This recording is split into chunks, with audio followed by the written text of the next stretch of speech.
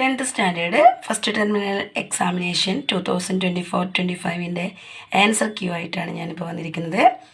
First question 3, 7, 11 etcetera is an arithmetic sequence. What is the common difference? Find its 11th term. Common difference കാണാൻ വേണ്ടിയിട്ട് D equal to രണ്ടാമത്തേന്ന് ഒന്നാമത്തത് കുറച്ചാൽ മതി. അവിടെ 3, 7, 11 എന്ന് പറഞ്ഞിട്ടായതുകൊണ്ട് 7 3 കുറച്ചാൽ 4 കിട്ടും. Find 11th term. 11ാമത്തെ നമ്പർ കാണാൻ നമ്മൾ ഫസ്റ്റ് ടേമിനോട് 10d ചേർത്താൽ മതി. അപ്പോൾ x1 + 10d ആണ്. x1 എന്ന് പറയുന്നത് 3 ആണ്.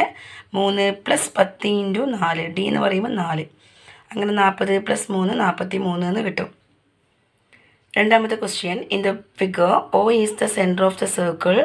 What is the measure of angle ADC? ADC എന്ന് പറയുമ്പോൾ നമുക്ക് തന്നിരിക്കുന്നത് 110 എന്ന് തന്നിട്ടുണ്ട്. ABC 110 എന്ന് തന്നിട്ടുണ്ട്. അപ്പം നമുക്കറിയാം ADC എന്തായിരിക്കും, അത് രണ്ടും കൂടെ കൂട്ടിയാൽ 150 കിട്ടേണ്ടത്. അപ്പോൾ അതവിടെ മേലെ 70 ആയിരിക്കും. നമ്മുടെ AOC എന്ന് പറയുമ്പോൾ സെൻട്രൽ ആംഗിൾ AOC 70ൻ്റെ ഡബിളായ 140 ആയിരിക്കും. Natural numbers from 5 to 20 R written on paper slip and put in A box. 5 മുതൽ 20 വരെയാണ്. 1, 2, 3, 4 വരെ നമ്പറില്ല. 1 മുതൽ 20 വരെ 20 സംഖ്യകളാണ്.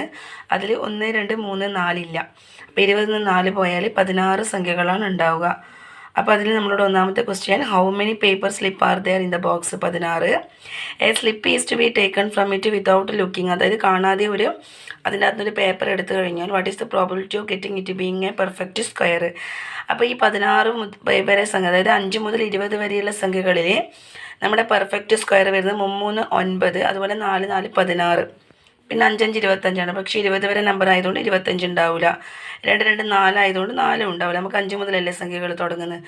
അപ്പോൾ 9ഉം 16ഉം മാത്രമേ നമ്പേഴ്സ് ഉണ്ടാവും. അപ്പോൾ അതിൻ്റെ പ്രോബബിലിറ്റി എന്ന് പറയുന്നത് 2/16 ആയിരിക്കും. വേണമെങ്കിൽ അത് 1/8 എന്ന് എഴുതാം. Separating 3 from A number and squaring it gives 81. What is the number? അതായത് ഒരു നമ്പറിന് 3 കുറച്ചതിൻ്റെ സ്ക്വയർ x - 3 ഹോൾ സ്ക്വയർ = 81. അപ്പോൾ അതിൻ്റെ x - 3 എന്ന് പറയുമ്പോൾ √81 വരിക. x - 3 എന്ന് പറയുമ്പോൾ +or -9. അതിൽ x എന്ന് പറയുമ്പോൾ +9 എടുത്താൽ അങ്ങോട്ട് പോകുമ്പോൾ 3, 9 + 3 12 ആയിട്ട് മാറും. അതുപോലെ -9 + 3 -6 ആയിട്ടും വരും. അഞ്ചാമത്തെ question, in the figure ABC is a right triangle, angle C 30 degree. നമുക്കറിയാം 30, 60, 90. 30ൻ്റെ ഓപ്പോസിറ്റ് 1, 60ൻ്റെ ഓപ്പോസിറ്റ് √3, 90-നെതിരെ 2. അങ്ങനെയുള്ളതാണ് നമ്മുടെ 30, 60, 90 റേഷ്യോ എന്ന് പറയുന്നത്. പക്ഷേ ഇവിടെ 30-നെതിരെ 2 തന്നതുകൊണ്ട് തന്നെ നമുക്ക് മനസ്സിലാക്കാം അത് AC എന്ന് പറയുന്നത് 4 ആയിരിക്കും. കാരണം ഇവിടെ 30 ആകുമ്പോൾ ഇവിടെ 60 വരിക, ഇവിടെ 90 വരിക. അപ്പോൾ 30ൻ്റെ ഓപ്പോസിറ്റ് 1ഉം 60ൻ്റെ ഓപ്പോസിറ്റ് √3ഉം 90ൻ്റെ ഓപ്പോസിറ്റ് 2ഉമാണ് ഉണ്ടാവുക. പക്ഷേ ഇവിടെ 2 തന്നതുകൊണ്ട് ഇവിടെ 1 വരേണ്ടത് 2 ആയതുകൊണ്ട് അവിടെ 2 വരേണ്ടത് 4 വരും. അതുപോലെ ഇവിടെ 2 √3 വരും. Find the perimeter of the triangle ABC. Perimeter കാണാൻ വേണ്ടിയിട്ട് നമുക്ക് അതിൻ്റെ എല്ലാ സൈഡും ആഡ് ചെയ്താൽ മതി. AB 2 ആണ്, BC 2 √3 ആണ്, AC 4 ആണ്. അപ്പം അങ്ങനെ ആഡ് ചെയ്ത് കഴിഞ്ഞാൽ 6 + 2 √3 എന്ന് കിട്ടും. Sixth question, the 7th term of an arithmetic sequence is 48 and its 13th term is 66. What is the common difference? നമുക്കറിയാം D കാണാനുള്ള ഇക്വേഷൻ പദവ്യത്യാസം ബൈ സ്ഥാനവ്യത്യാസം എന്നാണ് അല്ലേ. Difference of terms by difference of position ആണ്. അപ്പോൾ അത് 48-ന്ന് 66-ന്ന് 48 കുറക്കുക, 13-ന്ന് 7 കുറക്കുക. അപ്പോൾ നമുക്ക് 18 കിട്ടും. 18/6 എന്ന് പറയുമ്പോൾ 3 ആണ് പൊതുവ്യത്യാസം കിട്ടുക. ഇനി ഫൈൻഡ് ഇറ്റ്സ് 10th ടേം. 10ാമത്തെ നമ്പർ കാണാൻ വേണ്ടിയിട്ട് 7ാമത്തിന് വേണ്ടി 3d ചേർത്താൽ മതി. അപ്പോൾ 7ാമത്തെ നമ്പർ എന്ന് പറയുമ്പോൾ 48 തന്നിട്ടുണ്ട്. പിന്നെ 3d നമുക്ക് 3 കിട്ടിയതുകൊണ്ട് 3 9 വരും. 48 + 9 എന്ന് പറയുമ്പോൾ 57 വരും. In the figure AB is the diameter of the semi circle PA = 6. PA എന്ന് പറയുമ്പോൾ 6, ഇവിടെ നിന്ന് ഇത്ര വരെ 6 ആണ്, ഇത് ഇത്ര വരെ 4 ആണ്. നമുക്കറിയാം ഈ PC കാണാൻ വേണ്ടിയിട്ട് PA × PB = PC² എന്ന് പറഞ്ഞിട്ടൊരു ഇക്വേഷൻ ഉണ്ട്. PA × PB = PC² ഉപയോഗിച്ച് നമുക്ക് PC² 24 കിട്ടും. അങ്ങനെ PC √24 ആണ് കിട്ടുക. Draw an equal triangle with PC as A side. ഇവിടെ ഇപ്പോൾ നമുക്ക് PC എന്ന് പറയുന്നത് ഇതേപോലൊരു ഫിഗർ വരക്കാം. ആദ്യം 10 സെൻറ്റിമീറ്റർ വെച്ചിട്ട് 6-ന് ഒരു ഡോട്ട് ഇടുക. എന്നിട്ട് നിങ്ങൾ എന്ത് ചെയ്യുക, പെർപെൻഡിക്കുലർ ലൈൻ വരഞ്ഞിട്ട് ഒരു സെമി സർക്കിൾ വരിക. നമ്മൾ ആ സ്ക്വയർ വരയുന്ന മെത്തേഡിൽ PC എന്ന് പറയുന്ന വര എന്നിട്ട് ഈ മെഷർമെൻറ്റ് കോമ്പസിലെടുത്തിട്ട് ഈ മെഷർമെൻറ്റ് കോമ്പസിലെടുക്കുക. എന്നിട്ട് ഇവിടുത്തോട്ടൊരു ആർക്ക് വരിക. ഇവിടുന്ന് പിന്ന് ആദ്യം വരിക, പി സി എന്നുള്ള മെഷർമെൻറ്റ് കോമ്പസിൽ എടുക്കേണ്ടി പിയിൽ നിന്ന് ഇങ്ങോട്ടേക്ക് ഒരു ആർക്ക് വരിക. അതുപോലെ സിയിൽ നിന്നും വരയുമ്പോൾ ഇവിടെ ഇങ്ങനെ കിട്ടും. അതിങ്ങനെ ജോയിൻ ചെയ്താൽ മതി. The product of two consecutive odd numbers is 143. Write a second degree equation. Product of two consecutive numbers even numbers എന്നൊക്കെ പറഞ്ഞാൽ നമ്മൾ എടുക്കുക x into x plus 2 എന്നാണ്. x into x plus 2 equal to 143 വരും. അതാണ് നമ്മുടെ സെക്കൻഡ് ഡിഗ്രി ഇക്വേഷൻ എന്ന് പറയുന്നത്. വാട്ട് ഈസ് ദ നമ്പർ കാണാൻ വേണ്ടി നമ്മൾ എന്ത് ചെയ്താൽ മതി? എക്സിൻ്റെ കൂടെ ഈവൺ നമ്പറാണ്, എക്സ് സ്ക്വയറിൻ്റെ കൂടെ നമ്പറും ഇല്ല. അപ്പോൾ എന്ത് ചെയ്താൽ മതി? എക്സിൻ്റെ കൂടെയുള്ള നമ്പറിൻ്റെ പകുതിൻ്റെ സ്ക്വയർ രണ്ട് ഭാഗത്തും പ്ലസ് ചെയ്യുക. അപ്പോൾ നമുക്ക് x plus 1 whole square equal to 144 കിട്ടും. x plus 1 equal to plus or minus 12. അപ്പോൾ എക്സിൻ്റെ വാല്യൂ 11ഉം എക്സിൻ്റെ വാല്യൂ -13ഉം കിട്ടും. അടുത്തത് 9ാമത്തെ question. Find the sum of the following arithmetic sequence. 1 മുതൽ 30 വരെയുള്ളതാണ്. 30 × 31/2 ആണ്, 465 കിട്ടും. 4, 8, 12 മുതൽ തോന്നുന്നത് നമുക്ക് മനസ്സിലായി. 1ൻ്റെ 4, അതായത് ആദ്യത്തെ നമ്പറിൻ്റെ 4 മടങ്ങാണ് രണ്ടാമത്തെ പാറ്റേൺ. അതുകൊണ്ട് തന്നെ ആദ്യത്തെ ആൻസറിനെ 4 കൊണ്ട് ഇൻറ്റു ചെയ്താൽ മതി.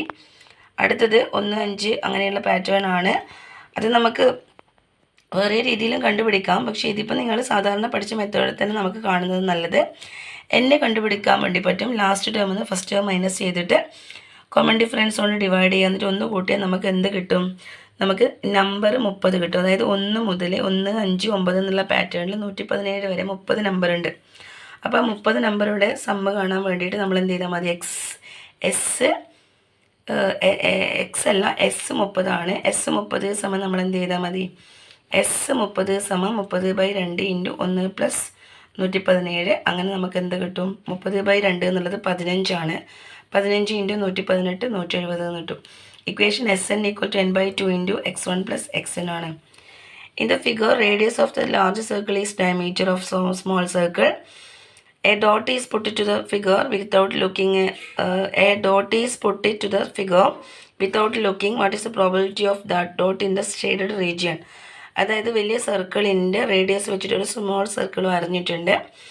അപ്പോൾ സ്മോൾ സർക്കിൾ ഡയമീറ്റർ ആയിട്ട് ഒരു ചെറിയ സർക്കിൾ വരഞ്ഞിട്ടുണ്ട്. അപ്പോൾ അത് നമ്മുടെ ഫ്രാക്ഷൻ എന്താണെന്ന് ചോദിക്കുന്നത്, അതിൻ്റെ പ്രോബബിലിറ്റി എന്താണെന്ന് ചോദിക്കുന്നത്. അപ്പോൾ നമ്മളത് സ്മോൾ സർക്കിളിൻ്റെ റേഡിയസ് 6 ആണ്, ലാർജ് സർക്കിളിൻ്റെ റേഡിയസ് 2r ആയിരിക്കും.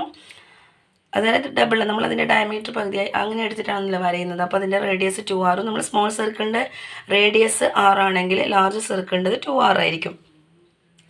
അപ്പോൾ area of small circle by area of large സർക്കിളാണ് നമ്മുടെ ആൻസർ. അപ്പോൾ πr² എന്ന് വരും. കാരണം വലിയ സർക്കിളിൻ്റെ 2r ആണ് റേഡിയസ് വരിക. അപ്പോൾ πr² വരും. അത് നമ്മൾ എഴുതി കഴിഞ്ഞാൽ πr² മുകളിൽ വരും, താഴെ π × 4r² വരും. അതായത് 2r² എന്ന് പറയുമ്പോൾ 2ൻ്റെ സ്ക്വയർ 4ഉം r² വരും. ഈ പൈയും കട്ടാവും, r² കട്ടാവും. അങ്ങനെ 1/4 ആണ് ആൻസർ കിട്ടുക. അപ്പോൾ ഇതുപോലുള്ള ക്വസ്റ്റ്യൻസൊക്കെ നല്ല ക്വസ്റ്റ്യൻസ് ആണ്. ഇത്ര ഈസിയുള്ള ക്വസ്റ്റ്യൻസ് ഇപ്പോൾ കുറച്ച് നാളായിട്ട് ചോദിച്ചിട്ടില്ല എന്ന് തോന്നുന്നു. അത്രയും ഈസിയുള്ള ക്വസ്റ്റ്യനാണ് പൊതുവേ ചോദിച്ചിട്ടുണ്ടായത്. അപ്പോൾ എല്ലാവരും നിങ്ങളുടെ ആൻസറുമായിട്ടൊന്ന് ചെക്ക് ചെയ്യുക, നിങ്ങളുടെ മാർക്ക് കണ്ടുപിടിക്കുക. അതിപ്പോഴല്ല, നിങ്ങളുടെ എല്ലാ എക്സാമും കഴിഞ്ഞിട്ട് വെറുതെ ഇരിക്കുന്ന സമയത്ത്, അതായത് വെക്കേഷൻ്റെ സമയത്ത് നിങ്ങളിതിൻ്റെ ഓരോ ആൻസേഴ്സും ചെക്ക് ചെയ്യുക. എവിടെയൊക്കെയാണ് മിസ്റ്റേക്ക് പറ്റിയിട്ടുള്ളതെന്ന് ശ്രദ്ധിച്ച് മനസ്സിലാക്കുക. അടുത്ത എക്സാം നന്നായിട്ട് എഴുതാം. അപ്പോൾ അതുകൊണ്ട് തന്നെ തെറ്റ് എവിടെയെങ്കിലും വന്നിട്ടുണ്ടെങ്കിൽ ഇതൊക്കെ മനസ്സിലാക്കിയിട്ട് അടുത്ത എക്സാം നന്നായിട്ട് ചെയ്യാനുള്ളൊരവസരം ഉണ്ടാവും. അപ്പോൾ അതുകൊണ്ട് തന്നെ എല്ലാവരും ഇപ്പോഴല്ല, നിങ്ങളുടെ എക്സാമൊക്കെ കഴിഞ്ഞിട്ട് വെക്കേഷൻ്റെ ടൈമിൽ നിൽക്കുമ്പോൾ ഇതിൻ്റെ ആൻസേഴ്സ് ക്വസ്റ്റ്യൻ പേപ്പർ വെച്ചിട്ട് ആൻസേഴ്സൊക്കെ ഒന്ന് ചെക്ക് ചെയ്ത് നോക്കുക. അപ്പോൾ ചെക്ക് ചെയ്ത് കഴിഞ്ഞാൽ നിങ്ങൾക്ക് മനസ്സിലാവും നിങ്ങൾക്ക് എവിടെയൊക്കെയാണ് മിസ്റ്റേക്ക് പറ്റിയിട്ടുള്ളതെന്ന്. അപ്പോൾ നന്നായിട്ട് എഴുതി പഠിച്ചാൽ മാത്രമേ നിങ്ങൾക്കത് ഓർമ്മയുണ്ടാവുള്ളൂ. Okay, by.